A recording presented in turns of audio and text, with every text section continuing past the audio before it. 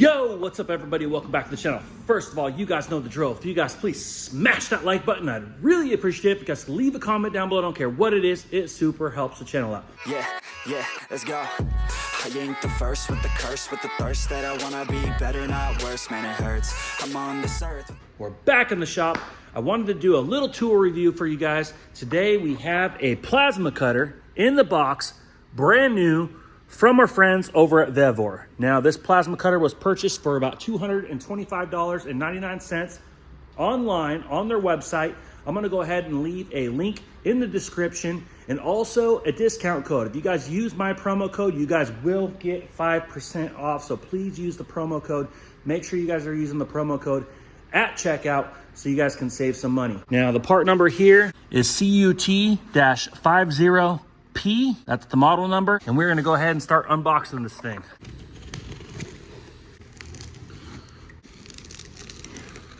All right, let's open her up. Looks very well packaged. We're gonna go ahead and lift the unit out. You can see here it's packaged really nicely with styrofoam on both sides. And we have some plastic over the machine. And you can see here, we do have a 220 plug-in. So far, the machine looks pretty simple. It's a nice little unit. You got your amperage adjustment right there. It looks like there's a digital display. We'll see that as we plug it in.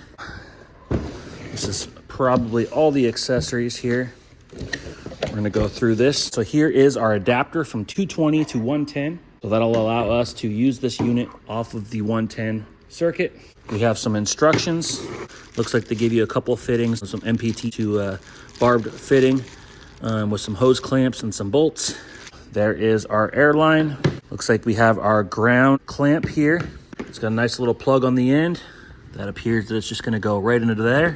Here is our cutting torch, nicely sealed up in a bag. So far, I'm pretty impressed, guys. It looks like to be a pretty nice little machine here. I can't quite read what's going on here, but we'll figure out what that is as well. And I'm assuming, yep, this is the pneumatic filter. This will catch moisture and water from your compressor and existing lines. Okay, guys, I have everything laid out, unpackaged. Let's just go over it one more time for you guys. You can see here we have the unit itself, and it does have an extension cord with a 220 plug on it. It also comes with an adapter to go from your 220 plug to a standard 110 plug. You have your instruction manual with a breakdown of all the parts in English. You have your cutting gun. You have your ground cable with the clamp. You have your air hose, and you have some barbed fittings, some hose clamps, and other pieces for the cutting gun as well. And this little thing that was in the box here was actually some Teflon tape. That's for the NPT fittings that we'll be threading into the machine. That way they're sealed up. And you do have an adjustable regulator, which will also filter out any moisture that's going through the line. It comes with a little mounting bracket as well as a little pressure gauge. I'm just gonna open this up for you guys real quick. You can see here on page 4, you have a breakdown of all the parts and a description. It gives you guys operating instructions, how to hook up the machine to your air compressor. It gives you cutting operation, instructions on how to use the regulator, adjustment on the electrical current, gives you some techniques here, and kind of a breakdown of the cutting gun, gives you some safety tips and stuff like that. And it looks like it has like a troubleshooting guide as well on the back. A cutting thickness chart. All right, guys, we have our machine set up, so let's just go over that real quick. You can see here right on the front, we have our cutting gun cables hooked in.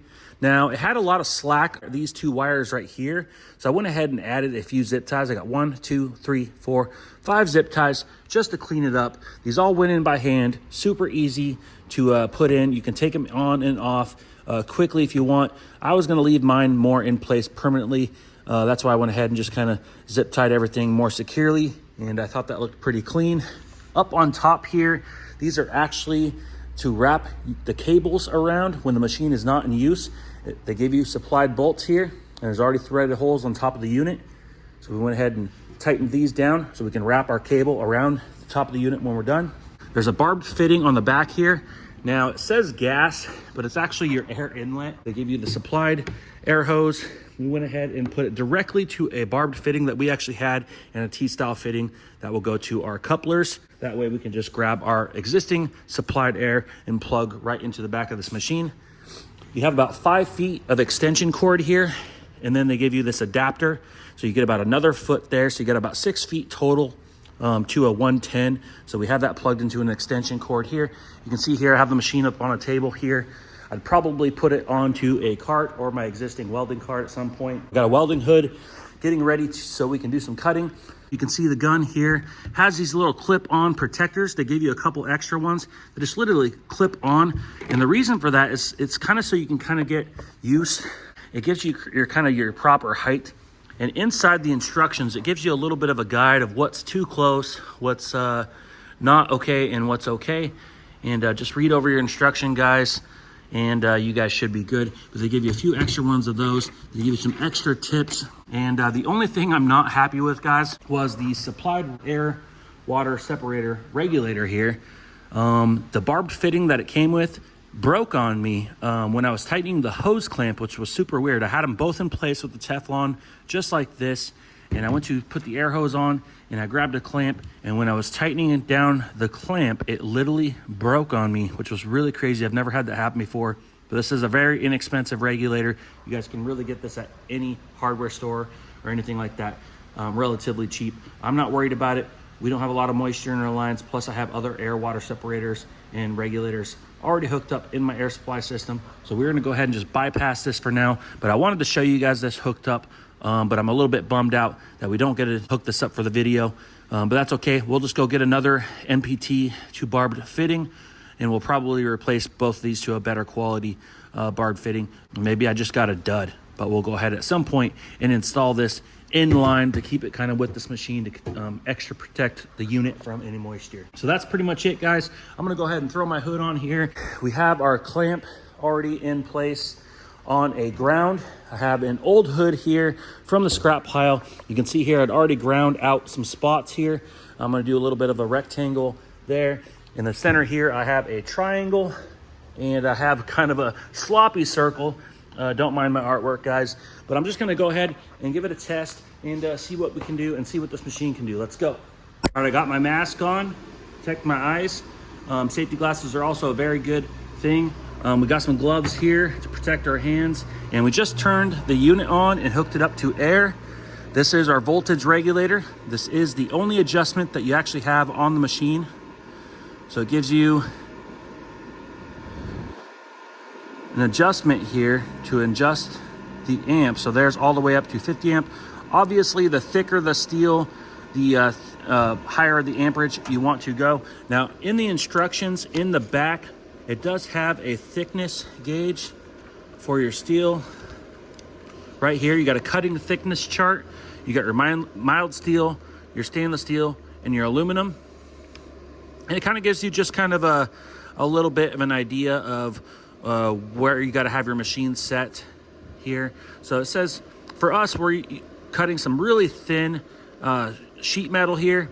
So we are actually going to go ahead and just go with one of the lower settings. So we need to be between 15 and 50, it says. So I think we're just going to leave it on let's just probably leave it right there on the 30. That's kind of where it came set. So right there, you can see it's 29.9. Let's just leave it there and grab this thing and see what it can do.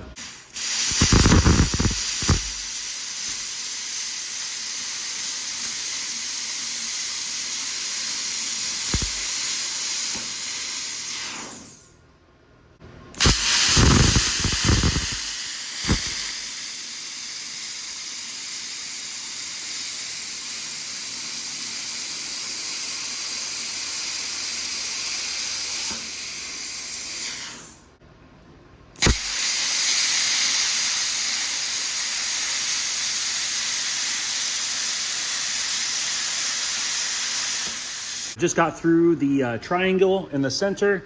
Now, I wasn't exactly seeing the best with this mask on, so I was a little bit crooked on my lines, but I was just, like I said, it was the first time using it.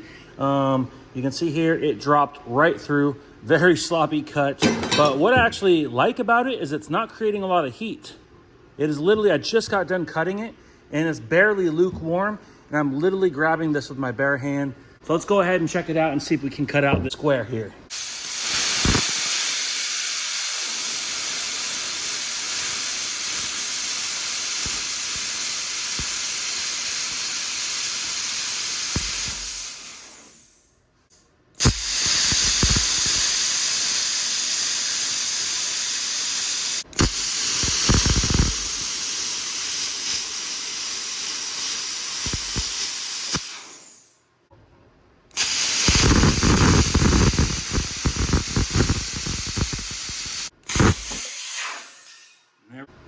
You can see there, I'm definitely not good at cutting a straight line yet, but I think with the proper goggles and some lighting, you could definitely make a straighter line than me. But it cuts really easy, like butter.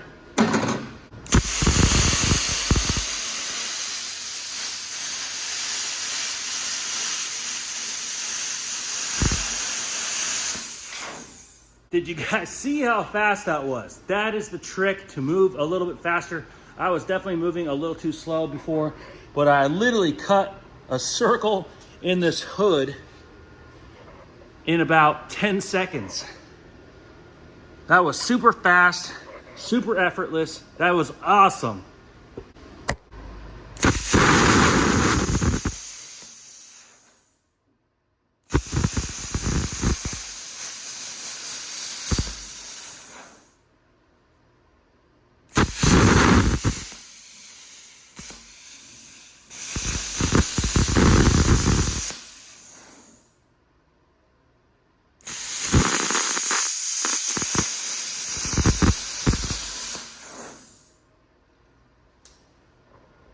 Now you can see there, I just quickly went around my triangle. I moved fast and it cut a lot better than moving slow. Honestly guys, it cuts literally like butter.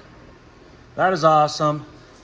I'm not an artist. I don't have the most steady hands, so don't judge. But honestly guys, this is an awesome tool for the shop. So definitely go check that out from VEVOR. There is gonna be a link in the description for this tool. If you guys use my discount code, you guys will save 5%.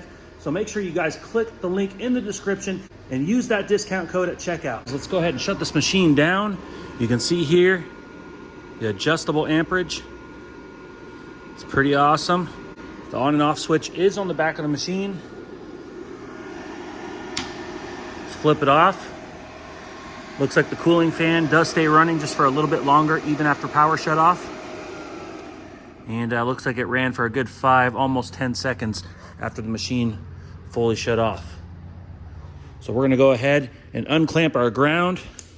We're gonna go ahead and coil up our ground wire right here.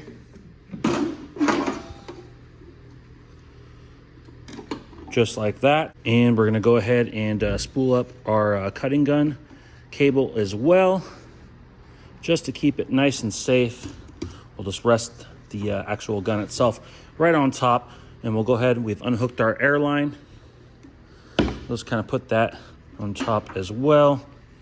And we'll go ahead and unplug our cable. We'll just keep that all together, just like that. It's all stored nicely.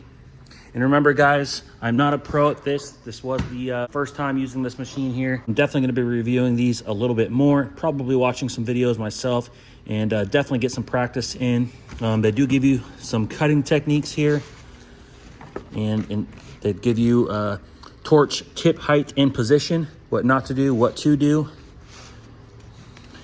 They tell you everything you need to know about your environment.